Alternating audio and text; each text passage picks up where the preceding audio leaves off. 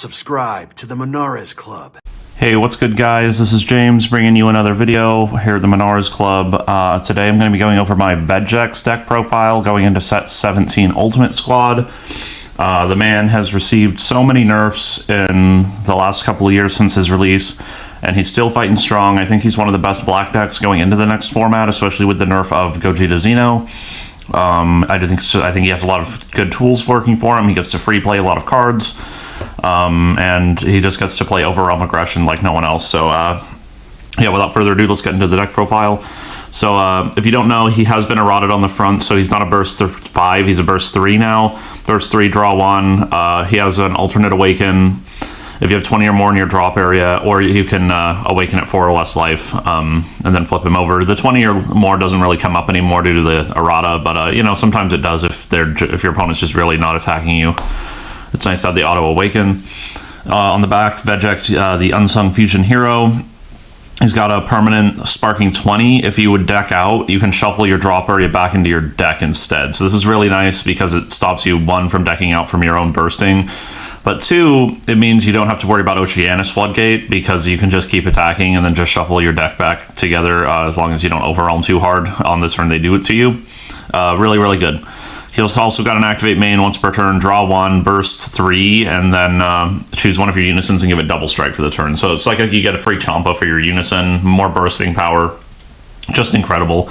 The awaken turn in this deck's crazy because you can burst on the front and the back. It's just super good. Alright, so we can get the easy stuff out of the way first. We've got the Vegeks package of the free plays. We've got for the unison, for Vegeta, for Supreme Kai, and for Trunks. These all come into play for free if you mill them. So we're playing 4 of them. We want to maximize the odds of us having one in our deck when we activate the burst skill. And they're all black cards, so they all charge really easily if they clunk up our hand. Super self-explanatory. The Kai is obviously crazy because she's like an extra super combo. Just super good. Yeah, you gotta play 4 of these, I think. Going into the 1-drops here, it's got some more usual suspects for a black deck. We've got 4 Son Goku True Fighting Spirit. He's unique now, but we still play 4 because we want to punish our opponent for activating counters. And the Self-Awakening is really nice, especially since we don't really get our automatic awakening that much anymore. Digging into our life to get extra aggression is really good. And then I've got 4 Dark Power Black Mask Saiyan. Kind of for the same reasoning. He's a nice little hate piece if our opponent's doing shenanigans like Toa tokens or playing androids from their energy with the Gammas or anything that is a non-keyword skill, obviously, that spams for 15k or less.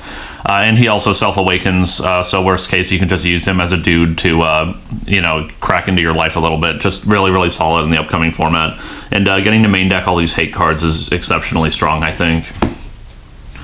Got our Overwhelm cards. I've got a little bit of a weird package, but I've got 4 Revived Ravager Vegeta. This guy is really good in the deck. If you're not familiar with him, he's a critical Overwhelm 3, and then when you Overwhelm him, you mill 3.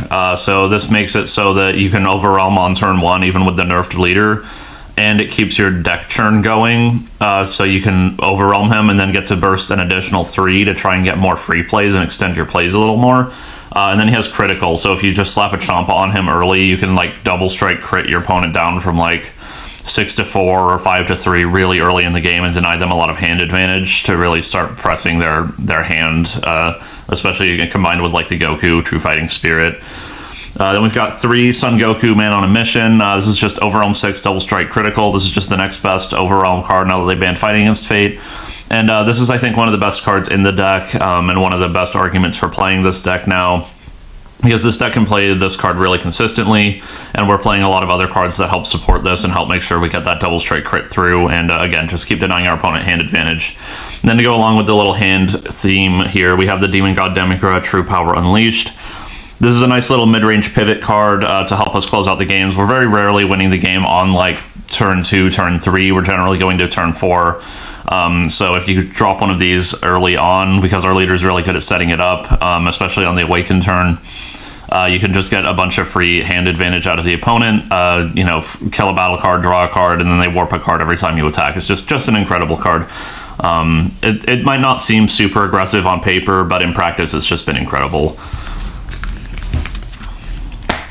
Okay, coming down to the support cards. So I've got 4 Majin Buu's Human Extinction Attack. This is another really important one now that our leader's been nerfed. It helps, again, keep the deck churn up by milling 4. Warping a battle card out of the drop area is like kind of relevant now in the current meta too. Like a lot of people play out of their drop area now. So that's really nice, and slapping one of these on a man on a mission early can just, like I said, it guarantees that double strike crit or makes them combo a ton of cards from their hand, waste some super combos. It's just very, very nice. Then to go along with that, we've got 4 Furthering Destruction Champa. These are kind of the dynamic duo for getting a bunch of damage in early. Champa is really nice to slap on like Revived Ravager Vegeta, or just going for game.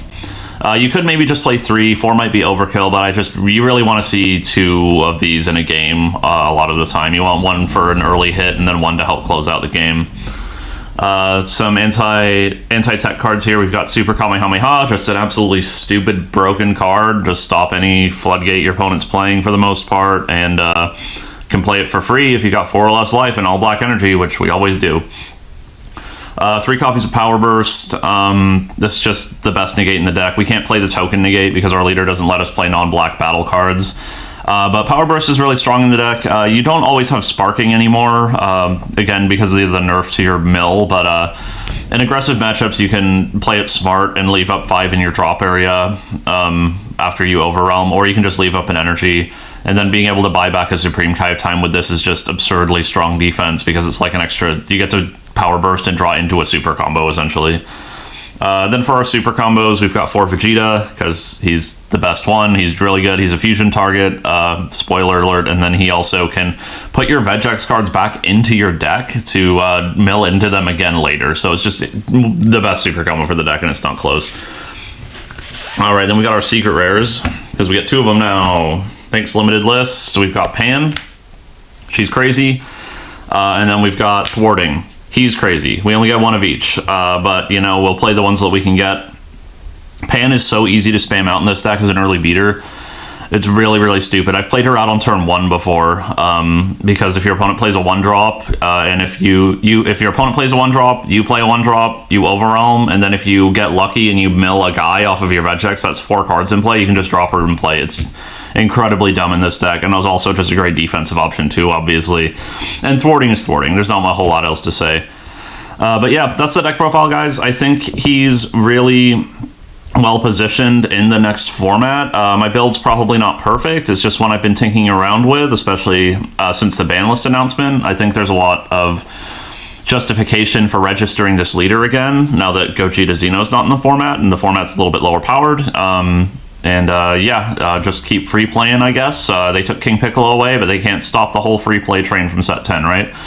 Alright, thanks for checking out the video, guys. If you got any questions, comments, hit us up and down below. Make sure to hit that subscribe button if you're new, and I'll see you next time. Bye. Till next time, on the Monaresclub. Go Super Saiyan.